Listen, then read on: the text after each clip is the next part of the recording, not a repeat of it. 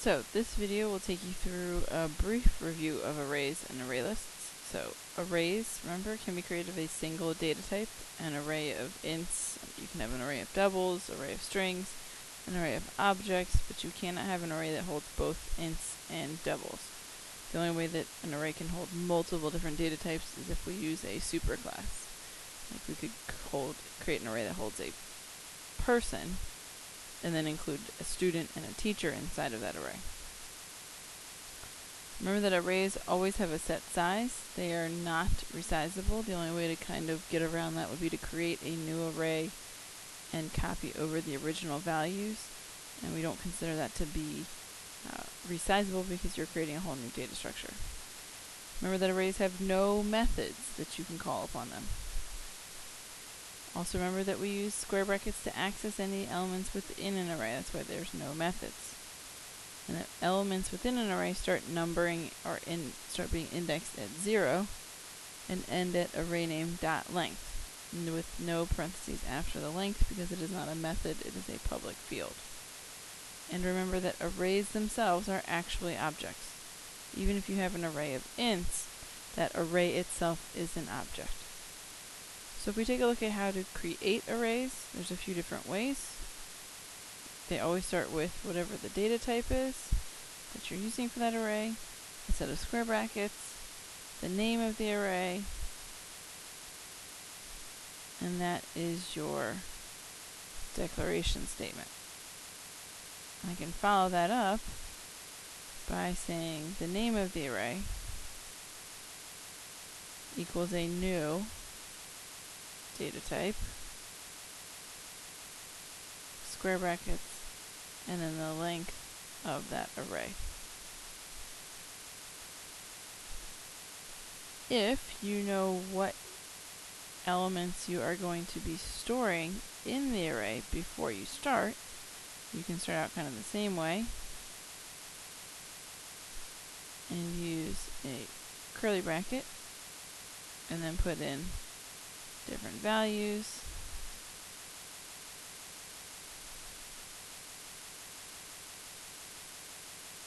Each separated by a comma and then curly brackets. Remember that this is your declaration and initialization can only be done once. You cannot go back and try and use this once you've already created the array. It can only be done the first time. Here is my initialization of the array. So that's if I'm going to be creating an arrays. So examples, I want an int of nums, and I want it to hold 5 different nums, or I create a string of names, and I know which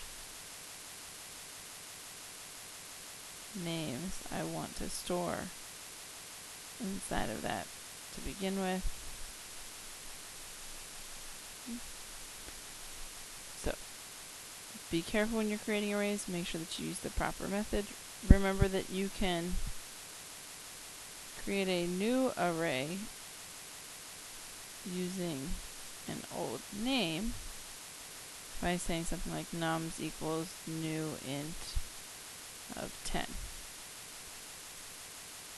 Just remember that the original array stored in nums is gone and replaced by an empty array with 10 spots.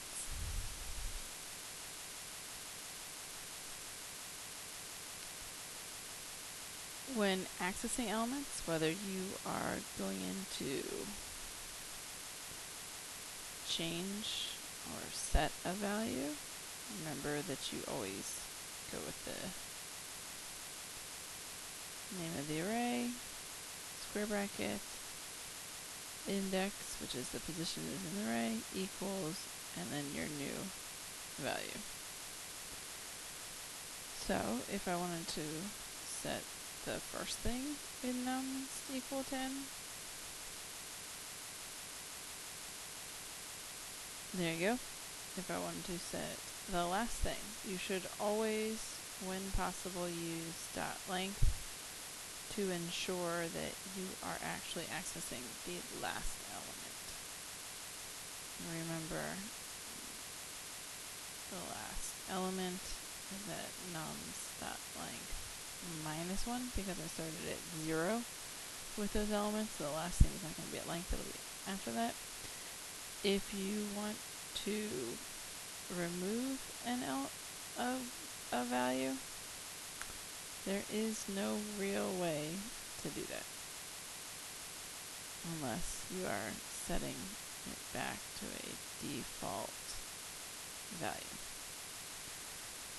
You have to be careful whenever you are working with objects. So let's say that I have a person array.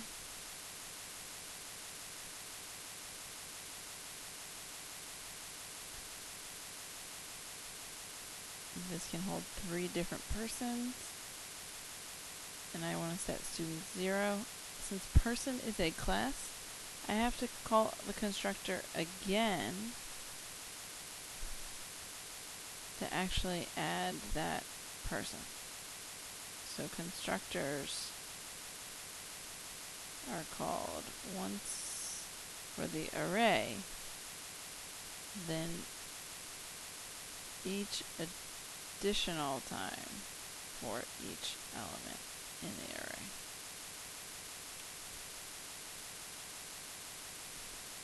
And then just remember that when you are going through and looking at an array that you have created,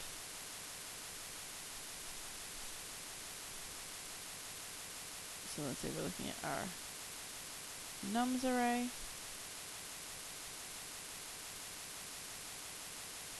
It has 10 slots.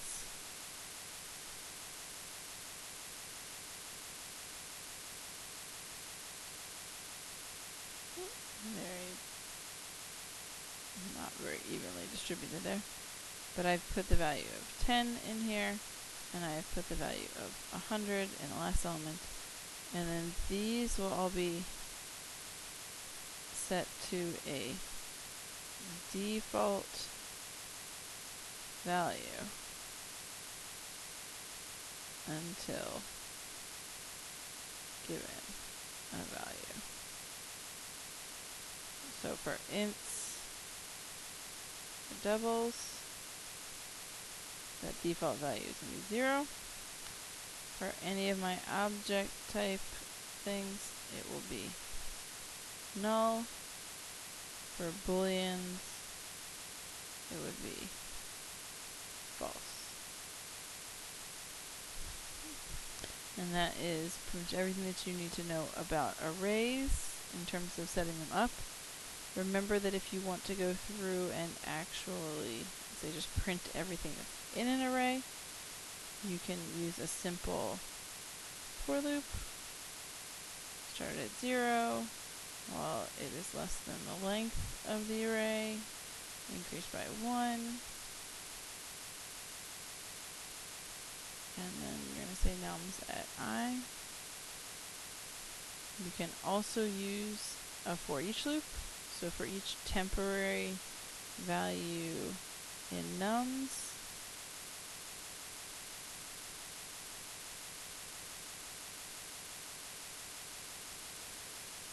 with for each loops, remember that it's for data type, name of some temp, colon, and the name of the array. And then remember that name temp is not a location of an element. It is the actual value at a location. So you want to be careful and not get confused going through that. Now, array lists are a little bit different than arrays. They can be created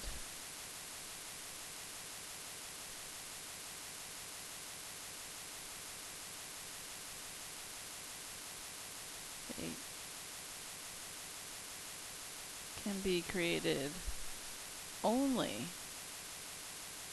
of objects. You cannot create an array list of primitives of any type. Now, kind of a side note to that is you can use the wrapper classes to represent primitives in an array list. So you can use integer, cannot use int as your data types when you're dealing with array lists. They can be resized simply by adding or removing an element. And you only use methods to access, change, or remove an element from an array list. There's no direct access with symbols. You should always define the data type being stored in that array list. It's possible to not define them, but that's not the norm. You should always, in what you are doing, define what type of information you're going to be storing inside of that array list. And elements start numbering or being indexing at 0 and end at array list name dot size with parentheses. And so size is the method that you will call whenever you are going through and determining the number of elements that are inside of that array list. And array lists themselves are objects. So when you create an array list, you're creating an object, and then you're going to store other objects inside of that array list. So make sure you're careful when you're going through and accessing values. So to create an array list, it's a little bit more complicated than creating arrays. So creating an array list, you're going to start out with array list, then the data type that you're storing, then the array list name, and that would be a declaration statement. To then give it values, you would use the array list name that equals a new array list of whatever your data type is, and then parentheses because you're calling the constructor there. And this can be done all on one line. So if I'm creating an array list to hold the names of students,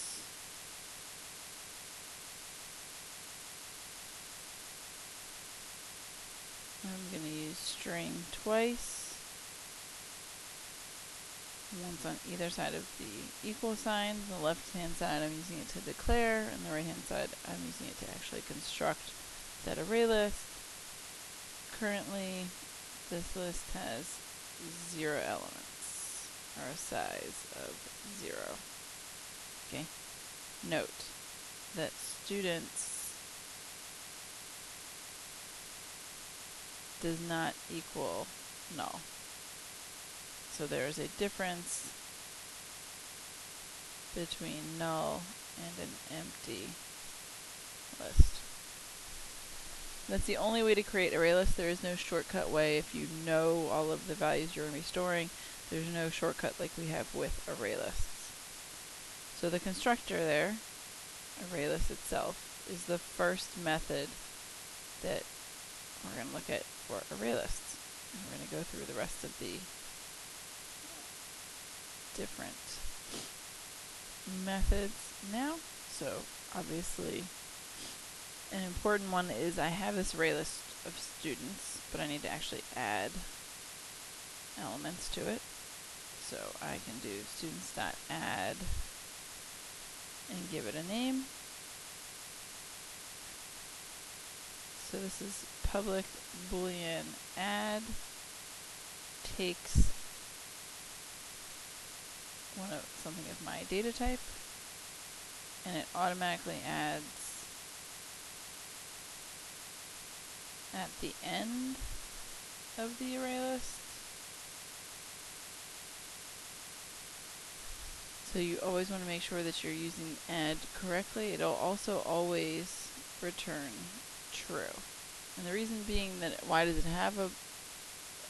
even have a return type is because ArrayList implements list, and list has the need for a return type there. And we'll discuss that more when we look at linked lists.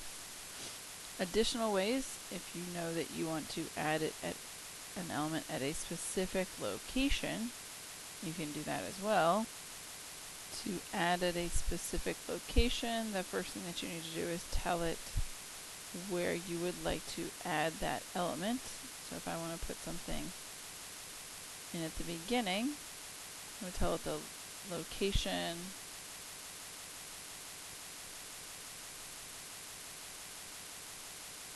and then the element to add. Adds the new element at index given and shifts everything else down one index. So currently, students looks like this. First and then name. This would be my two elements inside of that list. And that's adding. If I want to access elements, there's a few different ways that I might want to access elements. I might want to access it just to retrieve. So to retrieve or access without changing, I'm going to just get. So I might want to like print out the first thing in there. So I'm going to use the get method.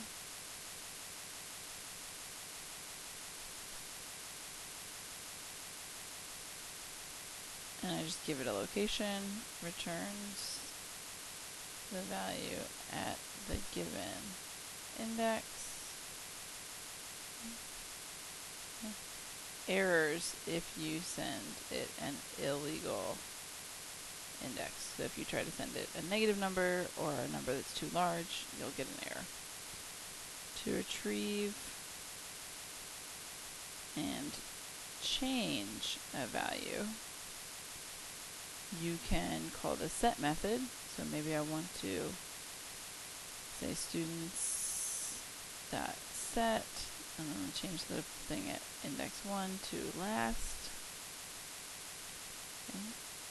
This is going to return the value that you removed, because that's actually what it's doing.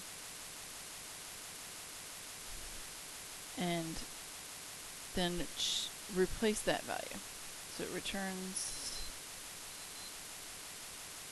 the old value at the given index and sets that index to hold the new value. So if I do something like system.out.println students.set 1 to last name. This will output last, and now students currently looks like first, then last name. Those would be the values that are inside of there. You can also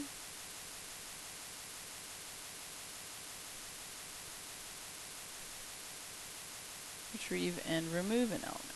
Now note that this will change the size of the array list.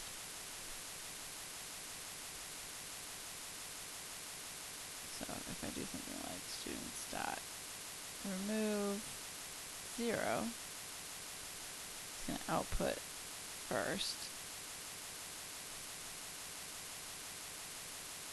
And it's using the method remove, which takes an int.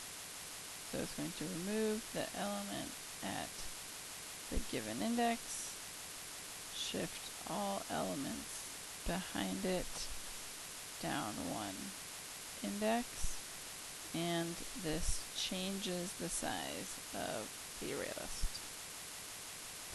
So now if I were to look at students, it just has last name inside of it. And there's nothing else there. And then obviously, kind of to determine the number of elements,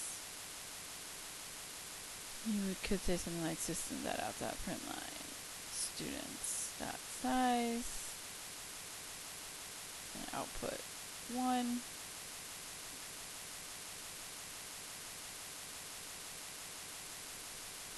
And it just returns the number of elements. Remember that elements are indexed 0 to size -1. So you want to make sure that you are clear on the difference between an index and size, or index and length.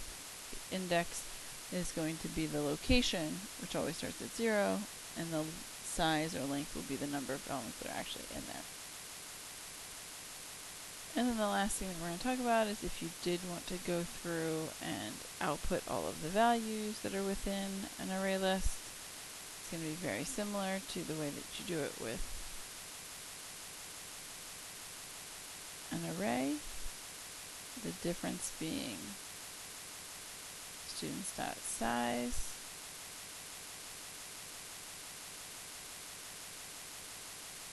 and that you have to call a method as you're going through it. So you would say students.get the thing at I, and that will go through and print everything out. You can use a for each loop to do this as well. Just remember that the data type here needs to be the data type of things that are actually being stored inside of the array list. So because I'm storing a whole bunch of strings, that's what it's going to be. It's not representing an index. The differences here between arrays and array lists are that I'm calling .size and then I'm calling .get. Not using square brackets as I go through that. So that's a review of arrays and array lists. They should both be familiar to you. This should have just been a quick and easy review, and you'll be going through and doing some work with that on your next assignment. Good luck.